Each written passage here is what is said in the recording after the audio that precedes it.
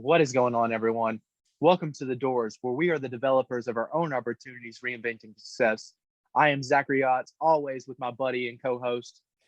Nicholas Sternloff. What's up, y'all? And today, let's open some doors. I love it, dude. I love it. So, Nick, dude, how's your week been going, buddy? Dude, it's been interesting. I'm going through real estate school, as I've said for the past couple podcasts, and finally making some headway. I'm at like 40, 44, 45%. I'm almost halfway there. And I'm in a constant battle of I want it to be done, but I don't want to sit here and for like mind-numbingly for hours and hours on end getting all this information. Because I've been taking notes and I have over 200 pages of notes right now. Yeah, and you're only 40% of the way done, too. So at least another 200 to possibly 300 pages. I don't know. I think the rest of it's a lot more financial and the backings behind it. And I've got a lot of the foundations down now. So that's nice. And you have to build upon your foundation, do these things. But a lot of it has to do with the back end systems of like things that I won't considerably be doing, but like people I'll work with and how they actually do things like brokerages and financing. And like I have to understand how loans work and how the finances work and make sure that they have the numbers correct and that my customer client understands those. But at the end of the day, I'm not going to be the one that fully and ultimately deals with that. It's going to be my customer and then their person that they're working with. Yeah. There's a lot of ins and outs to know, especially when it comes to loans, when it comes to finances and buying your first home or, refinancing or getting a new home.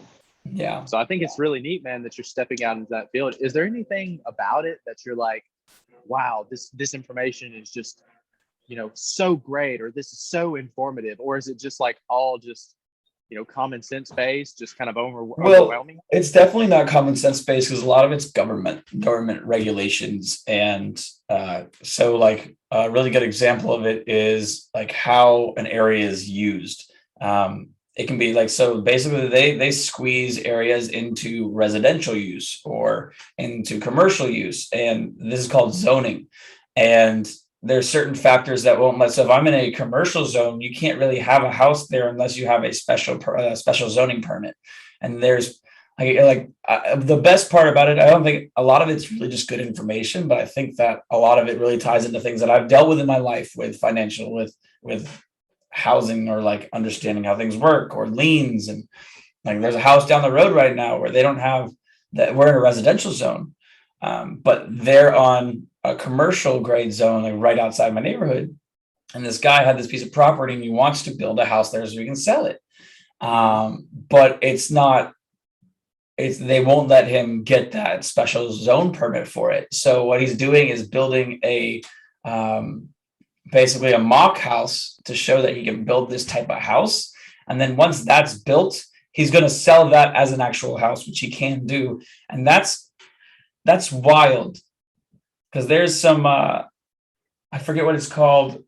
Oh, there's a term for it, but it's basically kind of illegal, but like, it's very hard to track and like hard to punish someone for it. So I'm learning these things as I'm going, and like it's pretty interesting.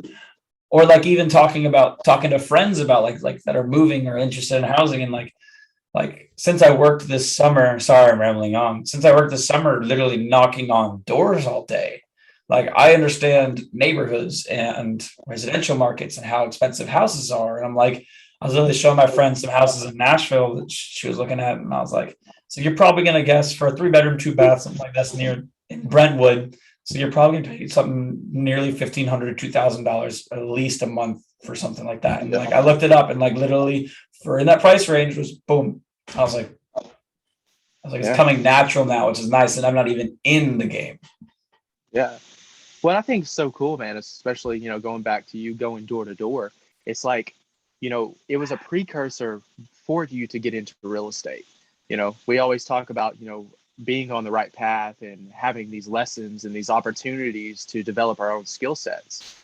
And I think what's so cool about that, man, is like, you had the opportunity to go door to door and knock on all these doors and meet all these people and meet the clients and really understand, okay, as a real estate agent, you need to be able to develop those interpersonal relationships. You're going to need to be able to read those people and be able to talk to them. So it's just like when you're on the right path, it's like, God, the universe, they prepare you, like they give you the keys to the doors that you need to open, but it's up to you ultimately to open them. Yeah. And dude, I'm just proud of dude, how far you've come in the movement. And another thing that's really awesome, dude, about the fact that you did go door to door is the type of people you get to meet. And it's the Yeah, same thing with your real estate, dude. You get to meet so many different people. It was so many different ethnicities. So weird. I mean, I was living in Houston, and that's literally the most diverse city in the country. Like I'm talking, I would knock on a door. You don't know what race it is. You don't know what their ethnicity. You don't know who, like their background. You never know. And like I ran into grumpy people, I ran into angry people, I ran into happy people. And it's so funny. Like the angriest people. This is just a statement. This is not against anyone. Is literally suburban white people are the angriest people. I could agree with that. And it's literally like I would rather knock on any other door, because at the end of the day, like they it's very interesting to see once you, like, in terms of society, middle upper class people literally like compared to like the Bill Gates and the Jeff Bezos and these people, like we don't hold a coin to their value. But a lot of people get stuck up in their ways of they're doing things. And it's very interesting because when knocking door to door, you are in the most comfortable, you are in a person's habitat, their natural habitat. And what ends up happening is how they react to you on the door is a reflection of how their life is and how they deal with life. And like, I was so interesting because you go into some neighborhoods and you just, the whole neighborhood's entitled. I'm like, dang, y'all don't have like y'all are living fake lives. Like this sucks. Mm-hmm. Why would you be mad at someone knocking your door? Just because at the end of the day, like my problem with selling door to door was that sometimes it comes into a point where you're taking advantage of people, and the money that they don't have or things that they can't allocate it, or trying to make, and like, that's a lot of mental manipulation and psychology. And I've learned a lot from it, but I wanted to help people. And if I would knock this, if someone didn't want it and they really truly didn't want it, I'd be like, okay, bye. Like, there's no reason for me to be here. Like, that's fine. But it's definitely a different concept, like trying to go out there and help people and get all that shit done and seeing how people react to you just trying to be a beneficiary to their life. Well, it's about serving people. And I think one of the main reasons, we love the doors and we love what we're doing is because that's what it's about. It's about serving people and serving ourselves at the same time. But I feel like a lot of people in sales, and this isn't everyone, because I've met a lot of really great people in sales, but it's like you get lost in the money. You know what I mean? Oh, well, that's just a dollar sign. So when we start to, be able to talk to people, and you're talking about psychology and manipulation, you see these salespeople, like they have a script right there in front of their place. Okay, well, you say that you don't want to buy this. Well, they have something else, 3 or 4 other prompts that they can go to that'll just get you conversing. So that way they have another chance to manipulate you or another chance to get you to say something. Nonverbal clues do go a long way. Well, in my ethics as a person, an individual trying to become who I want to be, I like, there's a good saying that I talked to a whole bunch of people about is when you start, of course, there's a fine line between making money and helping people. Yes. And like, there's times when you can like, okay, this person really needs help, I'm going to help them. Or they like, there's that. But when you start thinking solely about money and taking and getting and accumulating and doing that, that's when you're in the wrong. And mainly in sales. At the end of the day, your whole goal is to become a better individual, help others. And there's a book that I read that Christian Carson, who I think that we both interviewed him. He was my boss this summer, and he gave us a book called Go for No. And it was very interesting because at the end of the day, it was talking about the best salespeople don't try to get the yes out of everyone. They learn as they continue to go through what they're going through. And what ends up happening is they realize, okay, this person doesn't fit the mold that I'm trying to sell to. Okay, move on to the next one, because then you get a no. And the more no's you go for in a correct way, the more likely you're going to get a yes. love that. I love that, dude. You know, it's like anything else though. You know, it's a skill set. It's a skill set that you have to develop and you have to practice. And it takes thousands and thousands of hours to get to where you're good with the psychology. You're good at being able to read the situation and knowing what to say. So Nick, I got a question for you, dude. If you I got had an to give answer. one piece of advice, awesome. So if you had to give one piece of advice to someone who's getting into sales or thinking of getting into sales, what would you say to them? So there's gonna be a two-part thing. Number one, you gotta gain experience. I only did a summer. I did 4 months, and I'm very lucky because I have another stepping stone. I have opportunities and connections to be able to become in the real estate game. Like, I think real estate, as much as I don't know if I'll make a full career, I'm making a career out of it right now, and I think that it's something super important because I can learn how to invest. I can get into commercial. I can do these things. Will that be my end goal? Probably not, but it's something that I can have with me until I go through the rest of my life, because it's going to be very, very beneficial for each step as I go through it. And that's why I think even if I don't make it a full-time career as I go through my entire life, it's going to be a career that sticks with me. That's great. Gain experience and go through it. Look, the biggest piece of advice I can get you, I'm gonna pull it out right here. One second, I'm gonna pull out my journal, because this is very specific. One of the craziest things that I love to do in my life is I like putting myself in very uncomfortable situations. And that is, look, you see my little puppy rolling over down there? Mr. Ace over there. Yes, Mr. Ace.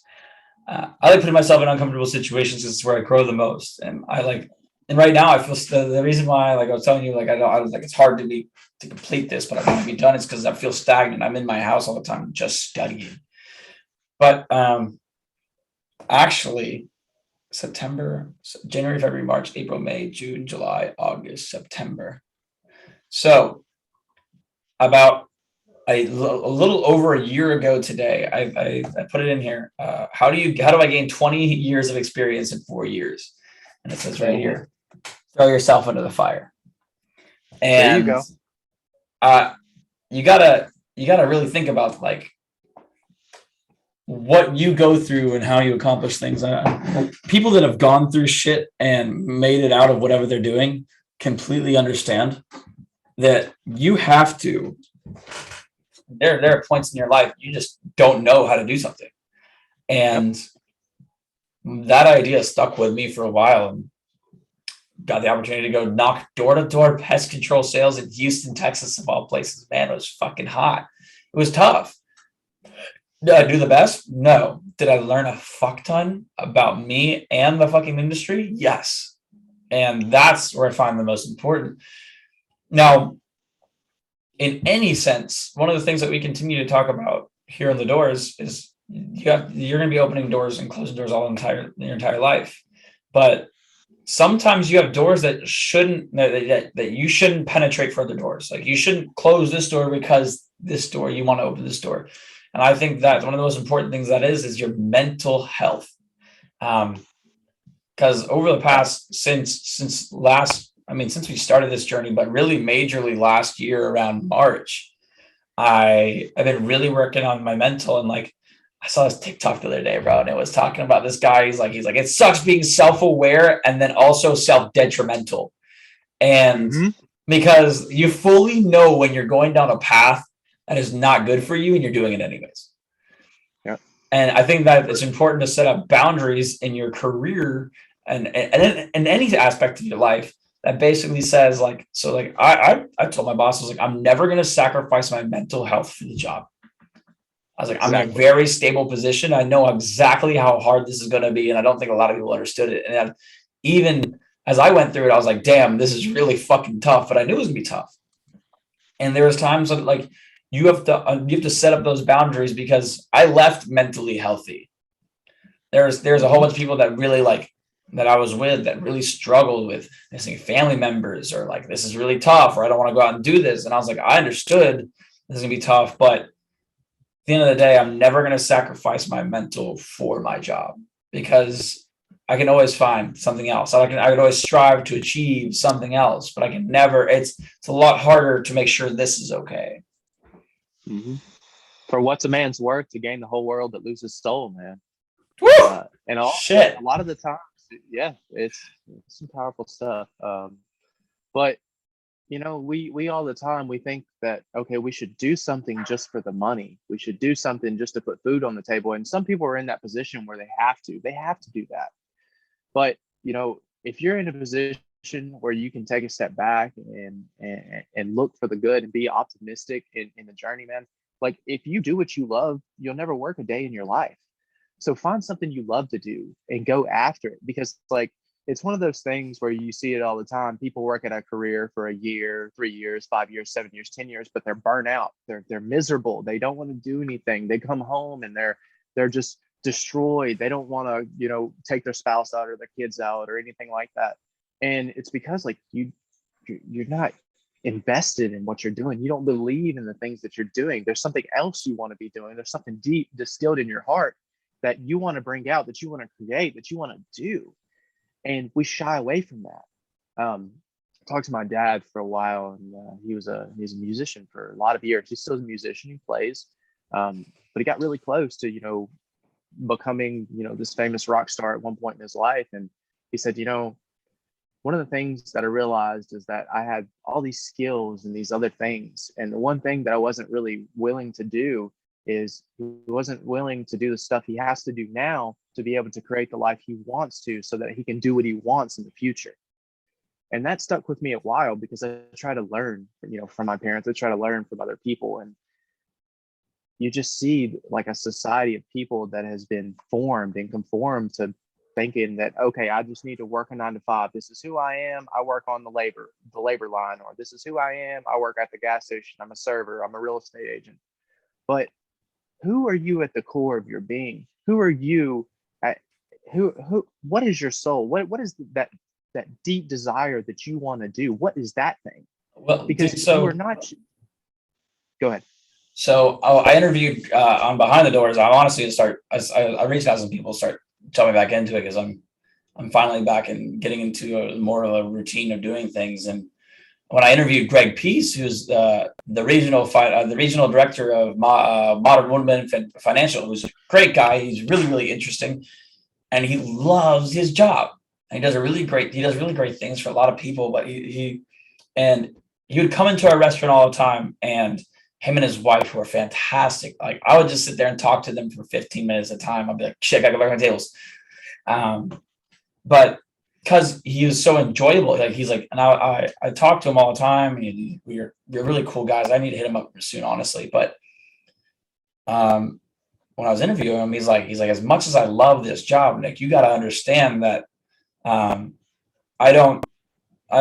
It's a balance between people. People are always like, I work for a living, or like I live to work. He works so that he can live. His job is great, but he does the job so that he can live his life that he wants outside of it. And I think a lot of the misconstrued ideas behind a lot of things that we're trying to do is, number one, going to college, doing whatever you're going to do, you don't have to do that for the rest of your life. You can change that whenever you want, but that's up to you to make those decisions. And it's not like as much as a career or something amazing in your life. If you look at the most naturalistic version of a human being, like we just live in nature, man. We just be. We are what we are. And I mean, look, I'm not religious at all, but like you look tie into the story of Moses when he's talking to the burning bush, and God, he's like, what are you? And God says, I am Yahweh, which means I am what I am.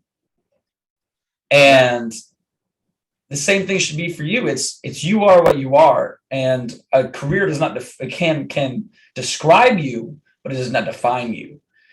Love that. Hang on. Say that one more time. A career can describe you, and that's only describing you in an aspect, but a career does not define you. You define who you are. And that's so important, because I'm so much more than the things that I've done. I'm so much more than a server or a manager or a cheer coach or becoming a real estate agent. Those things don't define me, they describe me. They're things that aspects of my life that I go through. And I want to work so that I can live. I don't want to live to work. That just sounds horrible. That's a really great thing about becoming a real estate agent is, as much as the market's crazy right now and everything's going on, people keep telling me to be wary about these things. I think it's a great thing to have because everyone's going to need houses always, or a place to live. You need shelter. But I get to make my own schedule, and I'm going to grind really, really hard for probably the first couple of years. But one of the things that's always been really hard for me is that I've not been able to go to things or go see family. Like this summer, my sister came down. I haven't seen her in 2 years. I couldn't escape work for that. Yeah. Or I could, but there's consequences to my actions. And with this open schedule, I can there's things that I can do now, and that's what I want to continue to build around. Is that like I work for me, I work for my living sake.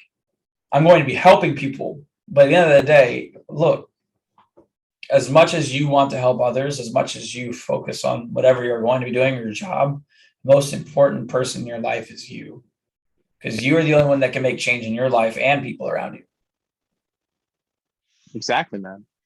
What's so crazy, man, is we may have a spouse or something, but ultimately we spend all day with ourselves. We go to bed alone. Whether you believe that or not, we go to bed alone. Even if there's someone in your bed, you go to bed alone. I So saw you. I saw you posted that on Snapchat the other day. You just posted one of the pictures. So, yeah, something yeah, like that. I really like that. That really stuck with me. It was one of the ones that was tugging on the heartstrings, man. But it's just one of those things where I just like, you want people so bad to just reach their highest potential, their highest self of who they are, at the core of their being, though, doing what they love and being happy and being joyful in the journey. And it's just like I see so many people that sacrifice so much, and you just like, why do these people over here get to accomplish so much and have such great achievements, but these people over here, they have very little, but they're so happy, they're so joyful, and it's all perspective, man. It's all perspective on your life. It's all perspective on what you want to accomplish, and how big of a goal can you set for yourself, and are you willing to go and do the work to get there? And I think ultimately, man, it's one of those things where when you get to the side of it where you start to be able to observe yourself, you start to be able to observe the people around you, and you realize that we're all just part of this big entanglement of energy and opportunities and emotions and feelings. And even you and I, Nick, even you and I sitting here talking about this, someone's going to listen to this one day, and I really pray that something clicks for them, that that spirit will flood into their life, and that it'll be able to change them and open doors for them. And I tell my cousin every day, like, and he'll catch me sometimes and he'll just finish it for me. But I'm like, dude, every time I see him, I'm like, hey, go open some doors, not only in your life, but for those around you. And he'll catch me every time. And he's like, for those around me, right? I'm like, yeah, there you go. And it's just like, for those that didn't have a good role model, or didn't have a father figure or a motherly figure, or didn't have any parents at all, or any good guidance, you always have someone higher than yourself to go and ask for advice.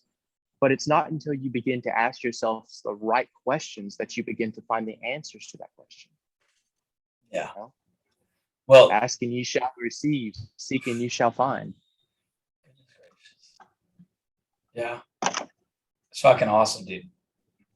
I had a good way to end this, and I forgot all about it because I was so entranced in you. Oh my goodness. I love it, man. Oh. But hang on.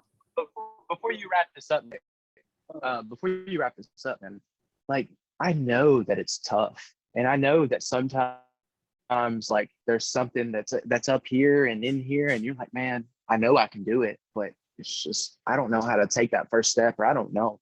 Ask yourself. It's like Nick said, he talks about how does he get 28 years of experience in 4 years. My thing is, how do I accomplish 10 years worth of goals in the next 30 days? It's one of the things I repeat to me. And you're always going to fall short of that. You always will. But think about how much progress you have made just because you asked yourself a single question.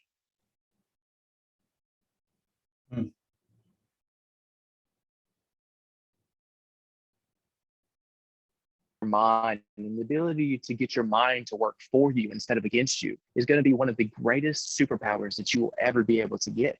And if you just take a second out, calm is a superpower. Stillness is the door, and the breath is the key to opening that door. Take a step back and just look at your life, look at yourself, and look at the things that you want to accomplish. And once you have a clear goal in your mind, just go after it, and you can get it.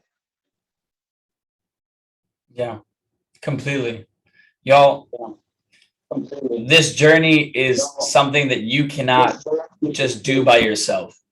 And I'm very lucky to have Zach and many other people in my life that I can openly communicate about these things and talk to and do this. But you have to, one of the great things that I love that Zach does is he embodies the doors more than anyone I've ever, like more than, and like I've seen people do really, like, not, I'm just not talking about just the doors. I'm talking the aspects, the embodiments, like how, what actually opening doors means and just helping others. And literally build your circle, find these people that really that you care about, and continue to communicate that with them, and communicate your goals, your dreams, your aspirations, and things that you want to do. Because that's the more you think about an idea, the thing you think about the longest is the thing that comes out the strongest. Whether that be depression, whether it be the anxiety, whether it be the outcome of your life. Remember that the goals that you set, put them out there in the world, and then just understand that if you're making the right moves and you're self-aware to the things that you're doing and continuing to make moves towards that, you're going to accomplish them. But don't fret because you haven't accomplished them yet.